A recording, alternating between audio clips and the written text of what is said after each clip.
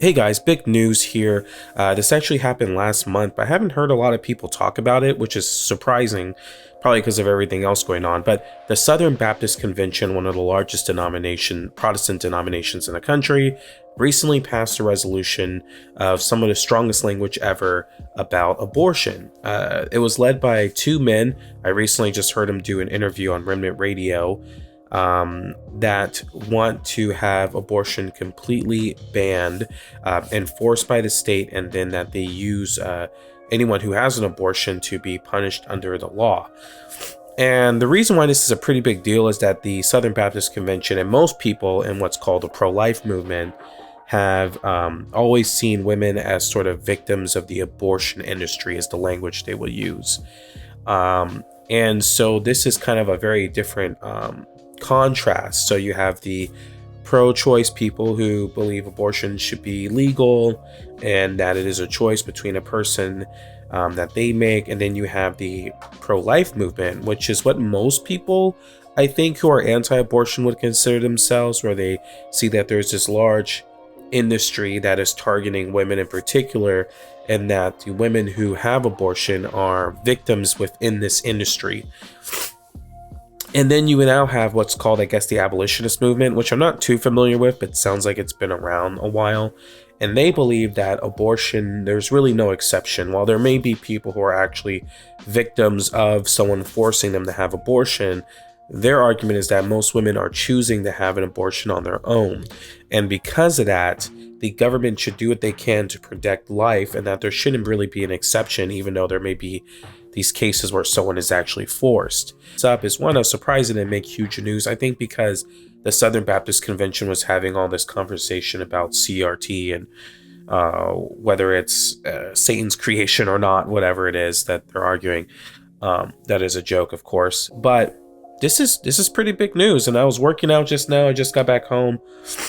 And I don't know, that just really stood out to me. I didn't realize that there's this different from people in the overall pro-life movement, where you have people who are like, actually abortion should be banned and the power of the state should be used to punish those who participate in abortion. And so I'm gonna put a link below in their interview, because I just find that really interesting. And I wonder, since the SBC has signed on this resolution, it hasn't currently made news, but I'm sure it will make more news, especially I think when like the pro-choice movement maybe gets news of this more.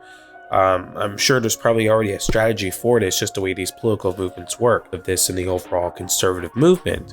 And just kind of this overall big theme about conservatism in the United States and the Christian church, because conservatism itself has sort of been changing a lot.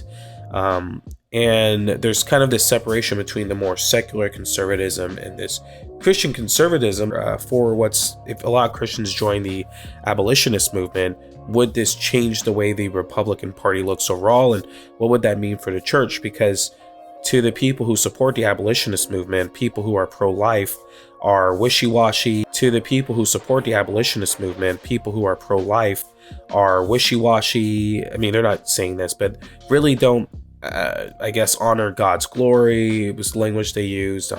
Don't understand what the gospel is fully, because you're using the state as a way to offer women out instead of just what God offered them, was just salvation, and that abortion is murder, right? And so if it's murder, we shouldn't be soft on people who commit murder. And since the pro-life movement doesn't really have that stance, instead within the pro-life movement, you have like two different stances. Those who want to use the state to restrict abortion as much as they can until one day Roe v. Wade gets passed and abortion is no longer legal on the federal level, and to keep going there.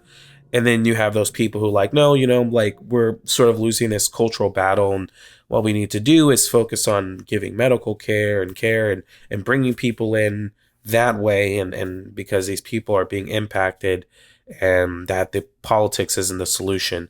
And then you have this other movement where it's like, we can't be soft on this. We have to use the power of the sword to make sure that this that abortion ever happens. So if you are part of any of these three movements, if you're pro-choice, pro-life, pro-abolitionist, what do you think of this change in the Southern Baptist Convention? This is a little different video for mine. I don't really have like any Graham theme or anything. I just thought this was extremely fascinating.